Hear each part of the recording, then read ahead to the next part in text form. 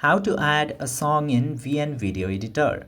Now in order to add song in VN Video Editor, just simply open any of the clip that you want to edit or create a new project if you don't have one. I have this draft, so I'll create this one, and after going in this section you will get this button to add the music. Tap to add music, and after that you will get this option of music.